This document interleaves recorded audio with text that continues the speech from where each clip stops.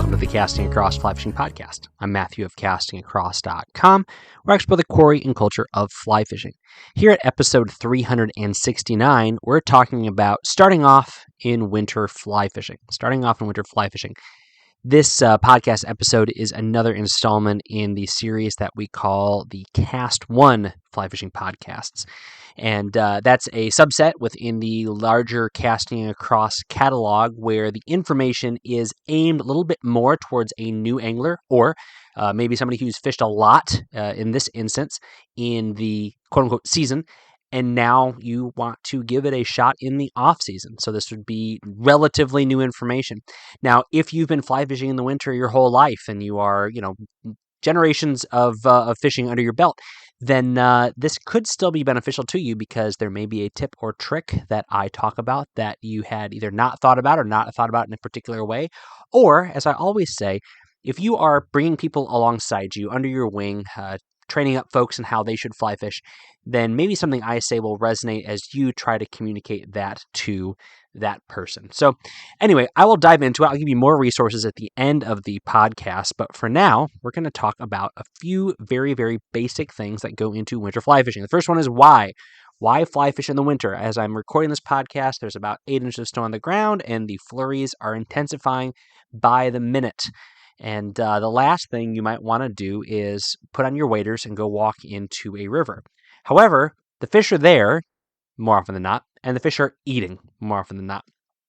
Things changed a little bit, and without diving too much into the very, very basic science of it, cold-blooded critters slow down when their environment is cold. And so trout will eat because they have to eat, but they're not going to be as aggressive. Now, are you going to find a fish that chases a dry fly or torpedoes after a streamer? Of course. But generally speaking, they're not going to be as active. Now, part of that's because of their own biology, but some of it too is just the ecosystem and the other animals' biologies as well. For example, there's less insect activity in the wintertime, which is the primary forage source of most trout. So the fish eat, so you can go out and do it. It's just not going to be the same as you're going to find in June or in September. Another reason why you should try fly fishing and why you can go fly fishing in the wintertime is that most water, particularly special regulation waters, are open if they're ice-free. So a lot of the catch and release fly fishing only water that you find across the country, they're going to let you go and fish year-round. There are some times, depending on what species of fish are in those rivers, where very late fall, early winter, and then late winter, early spring are going to be closed down because of spawning. But generally speaking, you can fly fish throughout the most of the year in most places. But of course, check your local regulations. Another reason why you should consider it is that you can have the water to yourself. Those rivers that were absolutely slammed in the beginning of October and are going to be completely overrun on opening day, whether there's actually an open day or not, are going to be devoid of most anglers. And the fish are going to be there. They might be hard to catch, they might be hard to find, but you have them to yourself, and they're going to be seeing less pressure. And in my humble opinion, I would rather fish over a fish that is slower due to environmental reasons than one that's slow due to angler pressure. I like dealing with that blank slate a lot more. So those are some of the reasons why you can and why you should go fly fishing in the winter. So where do you go? So we've already established that you go anywhere where there's fish. The fish are going to more or less be in the same place. Now, they are going to move a little bit in as much as they move a little bit over the course of a day or even over the course of a season. But when you move into the wintertime, fish are going to be looking for a few basic things. They're going to look for thermal refuge. So they're not going to stick around where they're going to freeze solid, nor are they going to go where there are no bugs. So they're going to go places where they and their food sources are finding thermal refuge. So that could be as simple as sunnier spots. If there is a river and there's shade on one side of it because of the stream bank, the riparian vegetation, and where the sun is hitting it, or there's a cliff or something like that, and that side is shady and the other side maybe has some sunshine, there's a greater chance this time of year they're going to err towards the side where there's sunshine. So even though you might have been fishing that deep undercut bank on the far side, if that is shrouded in darkness virtually 24 hours a day in the wintertime, that might not be the most productive spot. Maybe that little tiny depression on the other side of the stream that's usually shallow, that's usually not getting as much action the time you're normally fishing there. That's going to be a spot where that fish is going to post up because they're able to get some of that security that they would have gotten with the undercut bank, but now they also have the benefit of the thermal radiation, not radiation like they're getting, radiated, mutant trout and whatnot, but just the sunlight coming down, bouncing off the rocks, warming up the water. Another thing that you can look for is places where there is a warmer water influx. So generally speaking, larger rivers are going to be warmer than smaller rivers. Okay, shallower rivers are going to be warmer than deeper rivers. So you find a place where that shallower feeder creek dumps into a larger river, and you're going to see a fish that maybe drop down from that feeder creek into that larger river. One of the fun things to do this time of year, and I'm recording this in early December, one of the fun things to do is go to rivers that are usually like smallmouth or panfish or fall fish or carp rivers and fish the river mouths where trout rivers dump into them. And so places where you would never normally fish for trout during the, again, quote unquote season, you now find them because they're dropping down from their creek into a river, and they are finding thermal refuge, and they're finding a little bit more options for forage in that spot. So that's a one good thing to look for. And again, you're not trying to skirt regulations, but there's opportunities to fish in streams and water bodies that you might not be able to fish early in the season or late in the season. Another place to look for fishing opportunities is anytime there's some sort of runoff situation. Now, that sounds kind of gross. Why would I be fishing in runoff? But I've fished beneath power plants. I've fished beneath like where storm drains from cities empty out. And sometimes there are some less than pleasant aromas. But these are places where fish will find a couple degrees of benefit in their water that they're swimming in, and they're going to gravitate towards those places. May not be the most picturesque, might not be the nicest, but there's definitely an option there. Also, if you fish and live in a place where there are springs, whether they be actual spring creeks or they just be spring seeps, knowing where these places are give you that same benefit with a lot more pleasant aesthetic than some sort of runoff situation. One of the things I talk about quite frequently is in the summertime, pay attention if you're wet wading where that water is really cold inexplicably. You might be able to not be able to necessarily identify and isolate where that spring is coming up, but if you can find it and feel it with your feet, with your knees as you're wading around, you come back there in the wintertime, that water may be a handful of degrees, maybe 10 degrees warmer than the water that's flowing across that spring seep. And so the fish are going to seek that spot out. So those are some of the wheres to where you can fish. The radiation piece, take that for what it's worth. Okay, this is what happens when you don't edit podcasts too much. Is you say things like that and you just roll with it. All right, next thing, how? Three main strategies that I like to employ in the wintertime. Of course, you're going to go and read the water. You're going to pay attention to what's happening. You know people who are fishing. You look at the fly shop. You look at the online river report. You know kind of what's going on. But generally speaking, three things that I like to do when I am fly fishing in the wintertime. I will go from my the most productive, but also what I enjoy the least, to what is the least productive, but what I enjoy the most. All right. And this is maybe true all year long. But the most productive thing to do is tight line nymphing. You may say, I don't want to buy a 13-foot 2-8. Okay, you don't have to. Remember, we've been tight line nymphing long before Euro nymphing, broached these shores, okay? It is a very methodical way to cover water. And when it comes to fishing in the winter, fish that are going to be having to deal with a little bit of slower metabolism, they're dealing with colder water, they're wanting the most bang for their buck with their energy usage versus their calorie consumption. Putting a nymph, a big juicy bug, or even a small juicy bug, in front of them so all they have to do is open their mouth or move their head ever so slightly is the highest possibility to get into fish. And the most efficient way to cover the water column is to tight line nymph in an organized manner where you break the river down into a grid, both vertically and horizontally, and you cover as much of that water as you can. Now, this is by far the most productive way to fish in the wintertime, barring some sort of exceptional situation. I think a lot of other anglers would say this is probably by far the most effective way to fish, period. But here in the wintertime, it really does dial in what you need to do to find fish. You may find a particular depth, and now you're catching fish. I remember a few years back, I was fishing out in western Massachusetts on a relatively large river, and most of the day, not a lot going on. I was doing some of the other tactics and strategies that I like to do in the wintertime. Finally went back to tight line nymphing, made a bunch of casts, moved the split shot, nothing. Made a bunch of casts, moved the split shot, nothing. Finally, I get down to where I'm like bouncing, not off the bottom though. Split shot's bouncing off the bottom, but the fly is suspended above it and start getting into fish. And I was able to go back over a lot of that water I covered, and I was getting into more and more fish. So it's finding where those water fish are in the water column, and then being able to make that presentation consistently and over again. There's another benefit to not casting really far, but maintaining a tight line, and it has to do with iced guides. We'll talk about that here in a moment. But it's a very methodical approach, tight line nymphing, and all you need your normal gear, and all you do is just cast such that you have a relatively tight connection between your rod tip and the fly line going through it, all the way down to the belly of the fly line, which isn't bellying too much, into your leader, down to your fly. Now, I think tight line nymphing is more valuable than fishing with an indicator in the wintertime because those strikes are going to be more subtle. Again, big Venn diagram. You got heavy strikes and you got light strikes.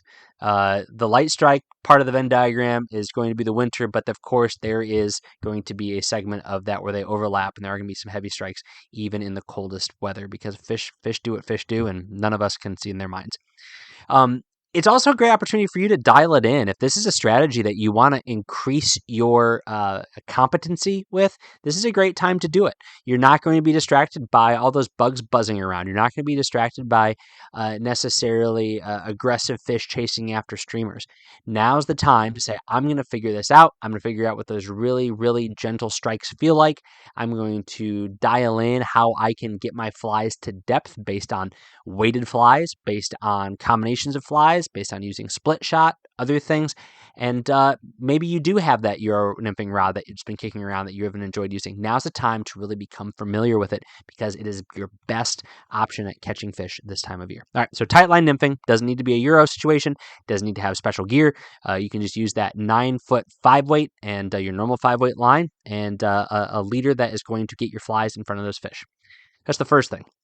Second one is streamers. So I was just saying, fish aren't going to be aggressive. Why fish streamers? Well, again, it is a simple equation in the mind of a simple organism. How many calories am I going to benefit from after I expel this much energy? And if you can put a big chubby streamer in front of their face, probably stripped a lot slower than you would in July, and probably maybe not even as large. If you just bounce that streamer in front of their face or gently strip it in front of them, then you're going to entice those sorts of strikes.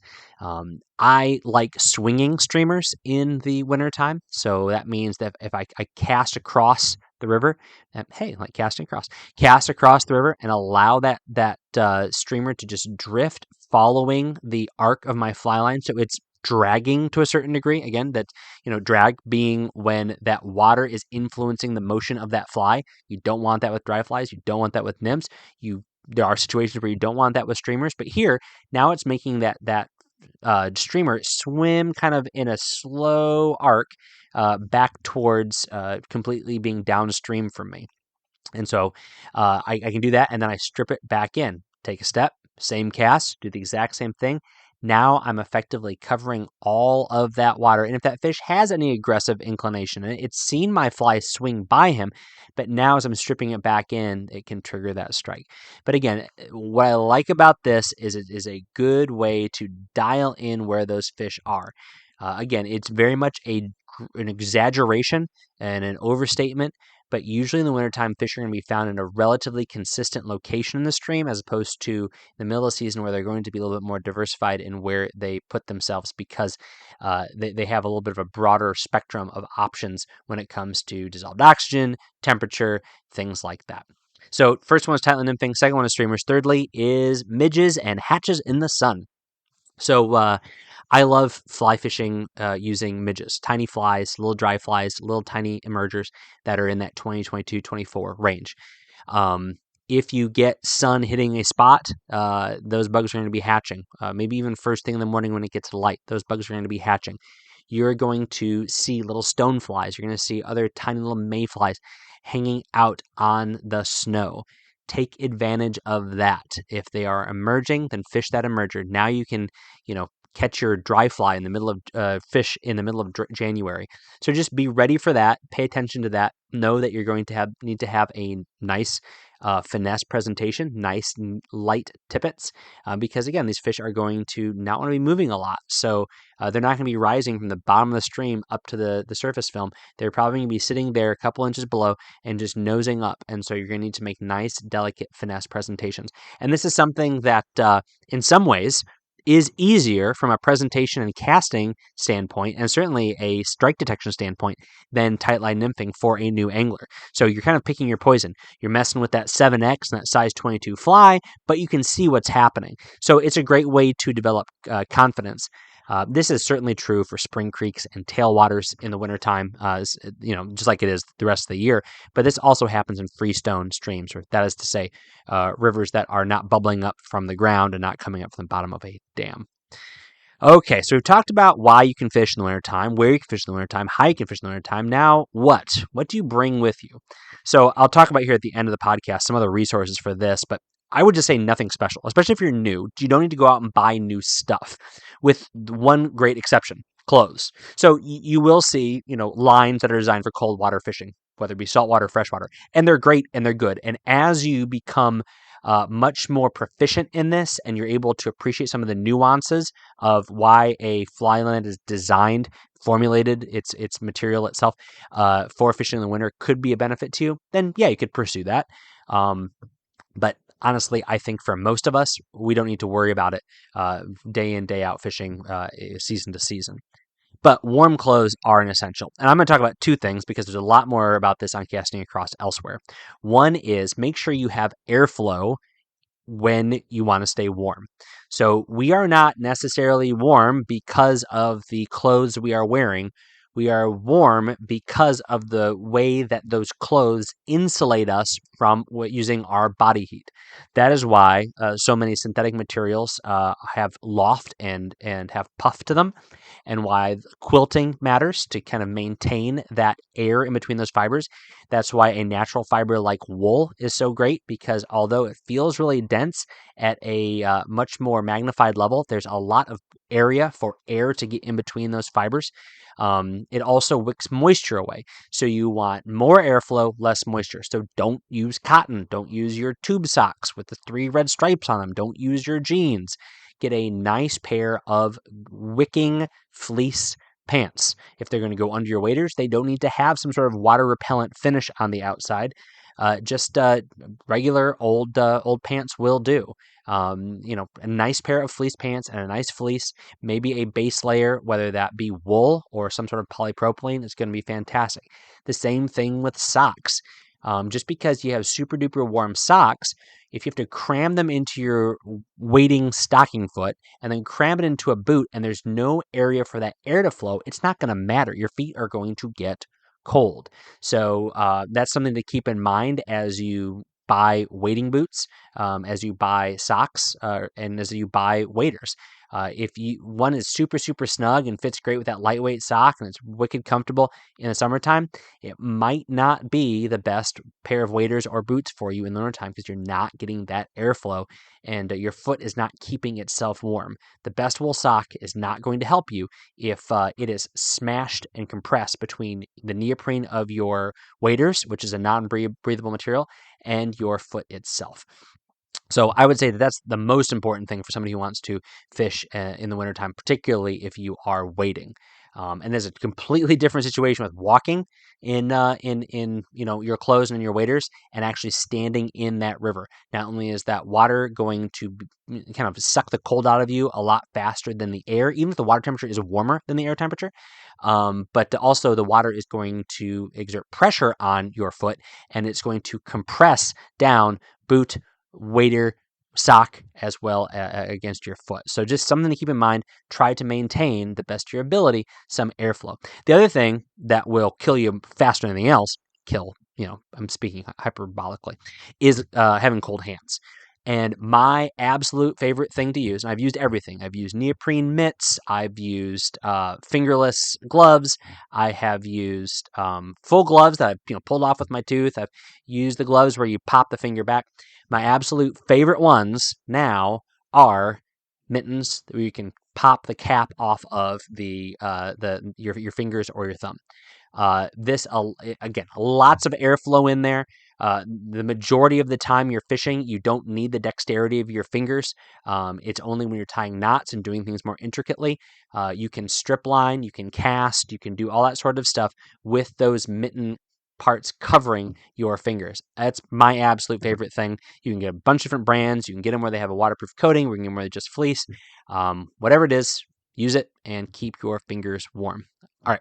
I mentioned before guides. So this is one piece of equipment I would actually say is worth buying. I'll give you a name brand and example at the end in my recommendation, but have a product that will keep your guides. Let me rephrase that. That will mitigate your guides from freezing. Your guides are going to freeze up no matter what. As that water or as your line passes back and forth through your guides, all that water that's on your line is going to collect on those guides. And once there's a little bit, there'll be a little bit more, and there'll be a little bit more, there'll be a little bit more. And so there's a couple ways you can deal with this. Do not snap it off. Although a lot of the materials that make up your guides on your fly rod are going to be pretty robust and are going to hold up, they're not going to hold up to being snapped repeatedly in cold weather very well. What you can do is dip your fly rod under the water. That water that is flowing is warmer than 32 degrees. Otherwise, it wouldn't be flowing. So dropping under there will pull that ice off. But again, as I was saying before, the less you cast, the less ice is going to form. And excuse me, when I say that, the less casting where you're actually shooting line. So if you're just flipping a nymph rig over and over again, it's going to really cut down on how much ice is going to build up on your rod. Especially if you have a good, nice tight line presentation, you're going to keep that in a pretty static situation between your guides and your rod tip. So that's just something to be aware of. It is frustrating. There's a lot of things people do. I'll give you my favorite thing to use here at the end of the podcast. Last thing I'd say is go with somebody who knows. Doesn't mean necessarily getting a guide, although that's not necessarily the worst thing either.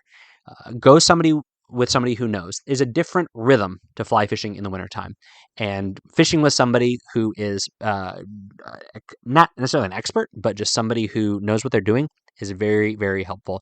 And there's no shame in that. No shame in saying, "Hey, can we go fishing? Come out, watch what you're doing," or even just having a guide take you out and fish in the wintertime. Just do a half day. It's not going to be the worst thing in the world, and it's worth spinning your wheels or getting frustrated really, really quickly.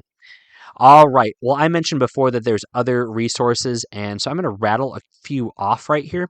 So there's other podcasts on this topic here on Casting Across. Episode 324 is called Fly Fishing on Ice. It talks about some of the things you can do and can't do when you have ice around. 261 is called Cold Fly Fishing Encouragement.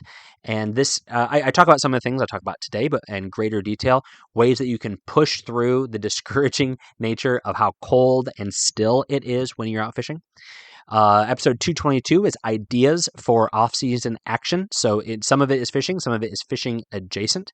As I'm looking at these, there's lots of articles. These are all just podcasts I'm mentioning.